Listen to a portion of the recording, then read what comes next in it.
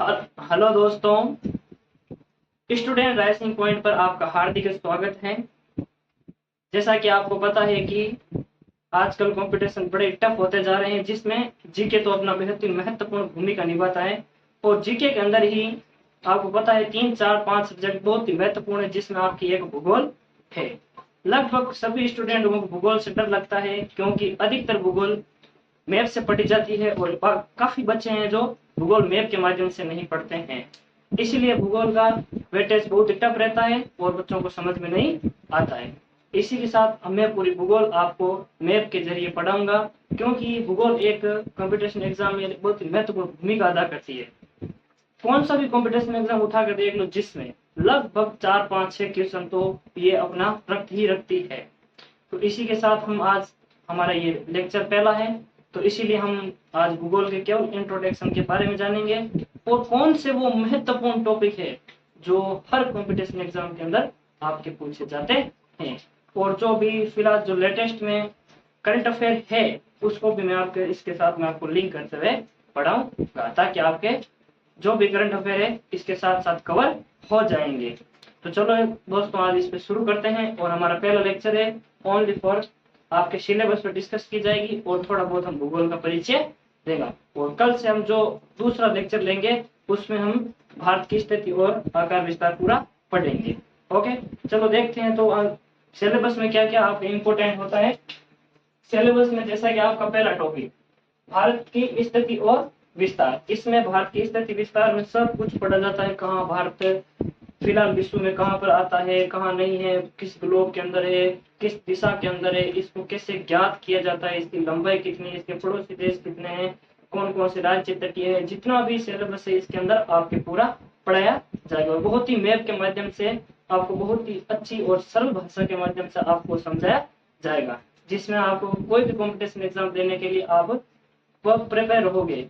इसमें क्या है कि आप ये थोड़ा यूपीएससी है और आरएस, इसमें आप इसमें थोड़ा बहुत हाई लैंग्वेज पढ़ना पड़ता है, थोड़ा हाई पढ़ना पड़ता है, इसलिए उसके लिए तो नहीं, आप बाकी ऑल कंपटीशन एग्जाम के लिए आपके भूगोल प्रिपेयर रहेगी। परंतु यूपीएससी और आरएस के लिए आपको नींव का जरूर काम करेगी, नींव भरने का जरूर काम करेगी, ताकि आप आगे हाई चीज पढ़ने के लिए प्रेरित रहोगे।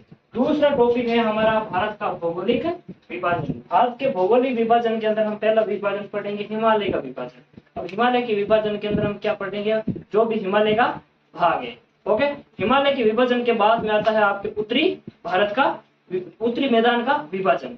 उत्तरी मैदान के बारे में देखेंगे कौन सा उच्च है, कौन सा निम्न है, कौन सा मध्यम है। जिसमें मैदानों के अंदर हम पढ़ेंगे सिंधु का मैदान, गंगा का मैदान, ब्रह्मपुत्र का मैदान। और इसी के बाद हम इसका तीसरा पार्ट पढ़ेंगे, हम तीसरा भाग पढ़ेंगे हम प्रायद्वीप। प्रायद्वीप के अंदर भी काफी आपके डिवीजन है, उसके भी बाद में खूब पढ़ेंगे प्रायद्वीप। फिर बाद में हम पढ़ेंगे तटीय मैदान, जो आपके तटीय मैदानों के बारे में पूरा डिटेल से जानेंगे। फिर बाद में हमारा अगला टॉपिक रहेगा द्वीप। इसमें कुल मिला के 6 टॉपिक है। आप अगर 11th की एनसीईआरटी के अनुसार देखें तो 6 टॉपिक है। बाकी जो नॉर्मल कॉम्पिटिशन एग्जाम निकालने वाले बनाते हैं ना, वो तो आपके 4 टॉपिक ही है। तो इसीलिए हम आपको 6 टॉपिक इसमें पूरा कवर करवाएंगे। तो इसमें ये टॉपिक रहेंगे। अगला जो हमारा है अपोतंत्र। तो अपोतंत्र के अंदर भी 2 अपोतंत्र पढ़ेंगे। पहला पढ़ेंगे हिमालय का और दूसरा पढ़ेंगे आप प्रायद्वीप का। ओके, प्रायद्वीप के हिमालय के अंदर भी हम विशेष तौर पर मुख्यतः 3 नदियों का अध्ययन करेंगे। पहली नदी का नाम होगा सिंधु, दूसरे का नाम होगा गंगा और तीसरी का नाम होगा आपके ब्रह्मपुत्र। बाकी जो भी प्रायद्वीप की छोटी मोटी नदियां हैं वो पढ़ेंगे, जैसे गोदावरी है, नर्मदा है, कृष्णा है, कावेरी है, पेरियार है, जो भी है आपकी जुआरी है, जो भी होगी नदी आपके प्रायद्वीप की पूरी नदियों को पढ़ने का प्रयास करेंगे। इसमें हमारा अगला टॉपिक रहेगा जलवायु। विशेष तौर पे हम वर्ल्ड के लेवल पे हम तो कोपेन का जलवायु वर्गीकरण पढ़ते हैं, परंतु हम थारवेट का भी पढ़ेंगे, ट्रीवार्थ का भी पढ़ेंगे। देखेंगे जो मोस्ट इंपोर्टेंट होगी, भारत की जलवायु कौन सी है, भारत में वर्षा मानसून कब आती है, भारत में वर्षा मानसून कब लौटता है, आगमन लौट, सब कुछ आपको इसके अंदर डिस्कस कराया जाएगा। फिर बाद में जो आप भारत की वनस्पति, जो भी भारत की वनस्पति है, उष्ण कटिबंधीय, शीतोष्ण कटिबंधीय, उष्ण शीतोष्ण कटिबंधीय, जो भी आपके उप ध्रुवीय क्षेत्र, जो भी ध्रुवीय क्षेत्र जो भी होगा, इसके अंदर सारा पढ़ेंगे। फिर बाद में आपकी आती है मृदा। मृदा कितने प्रकार की होती है, भारत में किस किस प्रकार की मृदा पढ़ाई जाएगी। इसमें आपको एक मैं विशेष पॉइंट पढ़ाऊंगा, अमेरिका के द्वारा आपके पता है कि इसका विभाजन किया है, वो भी मैं आपको अच्छी तरीके से बताऊंगा, क्योंकि आजकल कंपटीशन के अंदर तो अमेरिका के द्वारा मृदा का विभाजन किया गया है।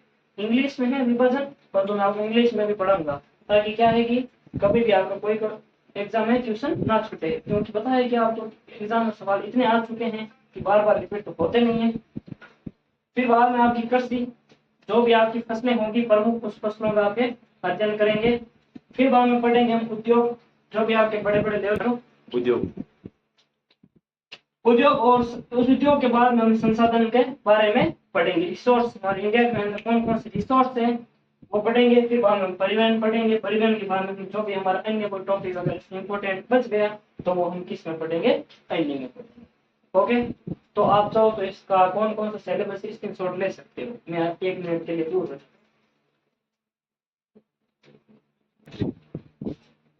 हाँ देखो बच्चों, जैसे कि मैं आज आपको थोड़ा भूगोल के बारे में ओनली फॉर बेसिक नॉलेज दूंगा, और फिर बाद में हम भारत की स्थिति, आकार और विस्तार पूरा अगले चैप्टर में, अगले लेक्चर में पढ़ेंगे। ओके, तो आइए देखिए, भूगोल से संबंधित कुछ महत्वपूर्ण तथ्य भी पढ़ लेते हैं ताकि आपको नॉलेज बना रहे। ताकि आप ये बताइए कि जो भूगोल के हैं वो पिता किसे कहते हैं, बता सकते हो भूगोल का पिता? भूगोल का पिता कहते हैं आपके, अरे यार भूल को बंद करो। हाँ, भूगोल के जो आपके पिता है वो आपके हिक्केटियस माने जाते हैं। किसके माने जाते हैं? हिक्केटियस को,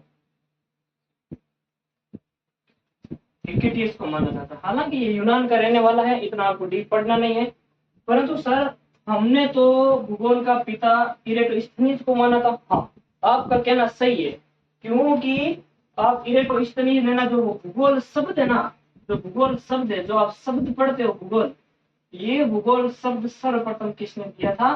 सर्वप्रथम किसने दिया शब्द? सर्वप्रथम किसने दिया? इरेटोस्थनीज ने दिया। किसने दिया था?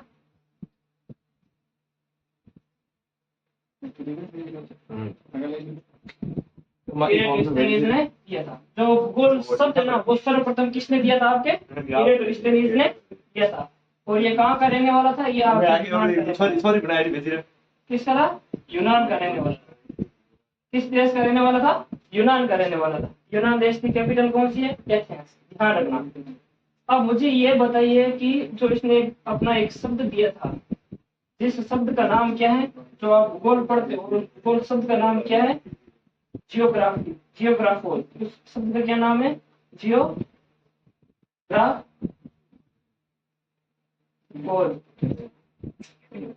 जियोग्राफोल, उस शब्द का नाम क्या है? जियोग्राफोल। अब देखो, इस जियोग्राफोल को अगर आप 2 टुकड़ों में विभाजित करोगे, दो टुकड़ों में इसका विभाजित करने पर पहला इसका माना जाता है जियो। जियो वो सिम नहीं है, तो ध्यान रखना, अब सिम को कनेक्ट मत कर लेना। जियो, फिर बाद में इसका नाम आता है ग्राफोल।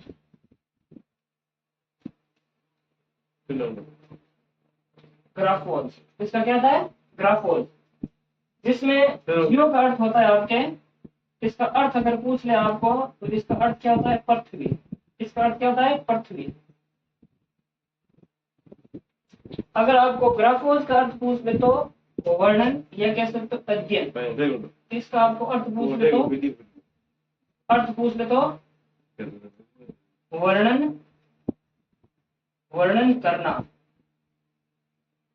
या कहीं का भी अध्ययन करना भी नाम आता है। अध्ययन, ओके, या तो आएगा वर्णन करना या अगर हम इन दोनों शब्दों को जोड़ दें, अगर इन दोनों शब्दों को मिला दें तो इसका अर्थ होता है आपके भूगोल का वर्णन, पृथ्वी का वर्णन करना, पृथ्वी का वर्णन करना, पृथ्वी का वर्णन करना। आप कह सकते हो भूगोल का अर्थ क्या हो गया?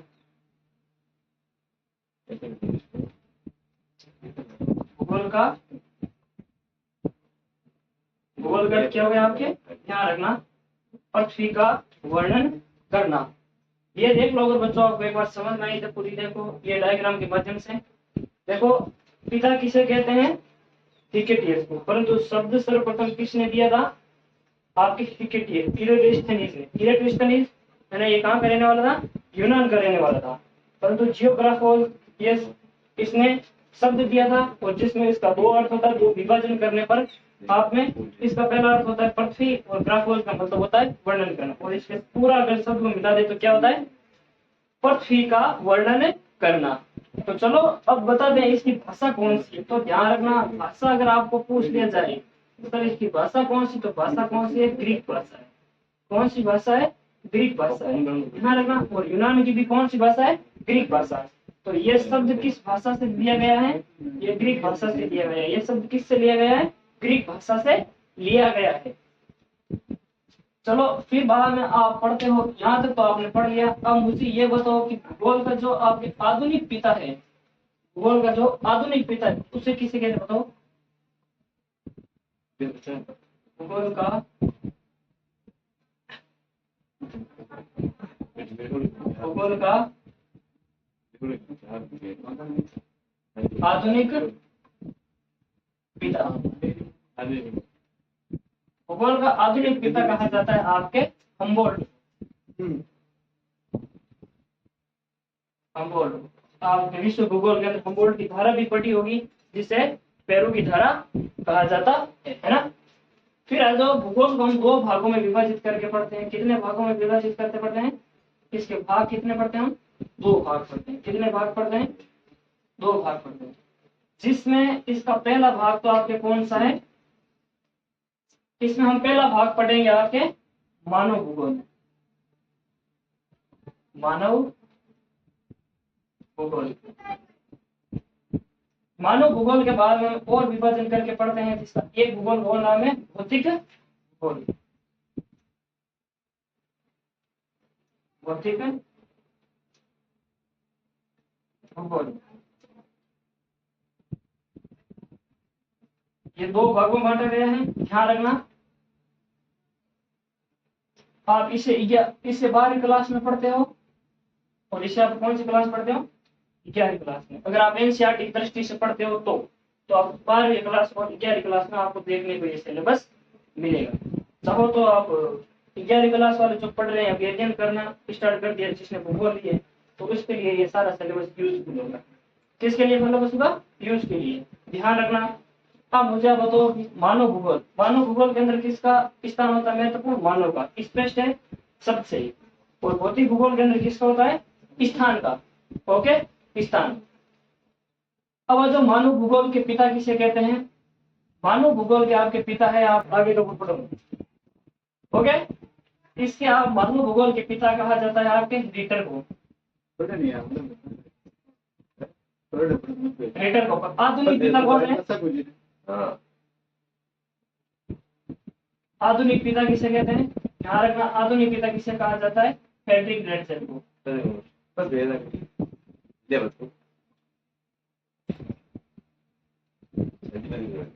फ्रेडरिक ड्रेडजेल को। ओके, आज जो भौतिक भूगोल के पिता कौन है? पिता कौन है भौतिक भूगोल के? तो भौतिक भूगोल के आपके पिता है पॉलिडोनियम। कौन है? पॉलिडोनियम।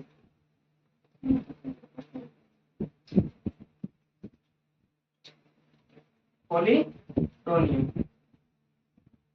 यह आज आपका ओनली फॉर परिचय रहा है भूगोल का, जिसमें हमने भूगोल के बारे में देखा और भूगोल के बारे में पूरा समझा। यह आपके लिए थोड़ा महत्वपूर्ण हो सकता है ओनली फॉर जानकारी के लिए। बाकी ऐसी चीजें बहुत कम पूछी जाती हैं, है ना। फिर भी आप पढ़ लेना ताकि आपको नॉलेज बना रहेगा। ओके, जिसमें हमने इतनी सी भाषाओं का अध्ययन, इतनी हमने अध्ययन किया इन सारी चीजों का, तो आप भी एक बार एनालिसिस करना। तो हम कल अगला हमारा टॉपिक होगा भारत की स्थिति, आकार और विस्तार। भारत की स्थिति, आकार, विस्तार के अंदर हम थोड़ा सा अक्षांश और देशांतर के बारे में पढ़ेंगे, ताकि हमें पता चल जाएगा कि अक्षांश और देशांतर के माध्यम से किसी भी देश या किसी भी स्थान के बारे में उसका अध्ययन किया जाता है। तो अक्षांश और देशांतर के माध्यम से ही हम पता लगा सकते हैं। थोड़ा पहले मैं अक्षांश और देशांतर के बारे में बताऊंगा, ताकि भारत की आकार एवं स्थिति के बारे में आपको बेहद ही अच्छी जानकारी प्राप्त हो सके। अगर हमारा वीडियो आपको अच्छा लगा तो लाइक करना, कमेंट करना। Okay, thank you.